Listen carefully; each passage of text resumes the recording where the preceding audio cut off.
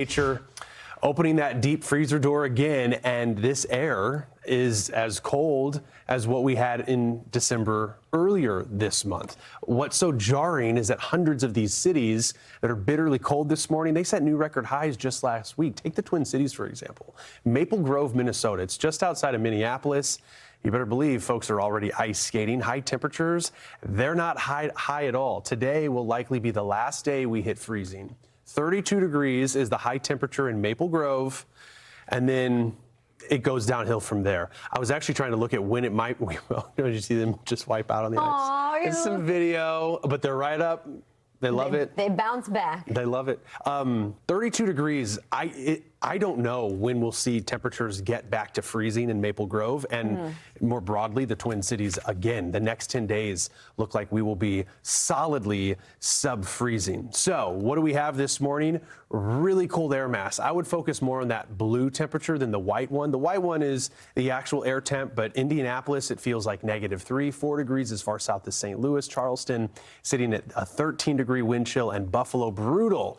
Minneapolis also reflective of that actual air temperature. And guess what? It's not just the upper Midwest and the Northeast. It's the Southeast too, Marissa. We got Panama City, Ocala, Florida. It feels like 33 degrees this morning. It's brutal. Even by Gulf Coast standards, yes, but it's still a rough start. You need that winter coat. I mean, to be 26 degrees colder today compared to yesterday, it feels abrupt because it is abrupt today. And you thought you could fly south, but the cold air went all the way down, even into northern central Florida. Yeah, it flies too. The winds, though, I think are worse, though, further to the north because of the proximity of that low and the pressure dynamics between that low and the system to the west. So as a result, the gustier winds are further up the I-95. And Pittsburgh, specifically, that west wind of 28 miles an hour, that is giving us a wind chill. And perhaps it's not even as bad as it could be in Pittsburgh yet by Thursday. So this is New Year's. It looks like we'll have that peak wind chill, the lowest wind chill, 2 degrees on New Year's Day. So it's going to be feeling cold. But you look at this forecast, even through the weekend, it remains very cold. And we get it. This time of year, someone's bound to say it. It's winter. And that's true. But looking at the I guess, length that this cold air has been able to reach. We had, for example, Atlanta that had a record high on Christmas Eve, the warmest Christmas Eve on record. And even on Sunday, it was 70 degrees. Wild. The low this morning, likely about 28 degrees.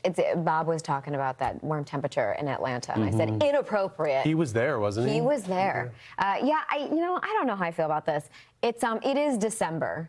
But I think it's just been the dramatic swings. And December has felt overall like a very cold month. Yeah, it has. For so many. I think if there's been an exception, it's South Florida.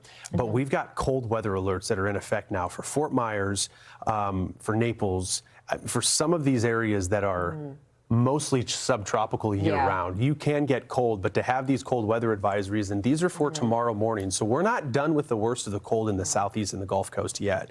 We're going to continue to feel those temperatures with that strong shot of cold air remaining. And not to ignore the fact that while it is pretty cold in the South, it's got staying power in the Great Lakes and the Northeast. Yeah, it doesn't want to let go. No. So we'll be tracking that even into the new year in the first few days, at least, of 2026. It's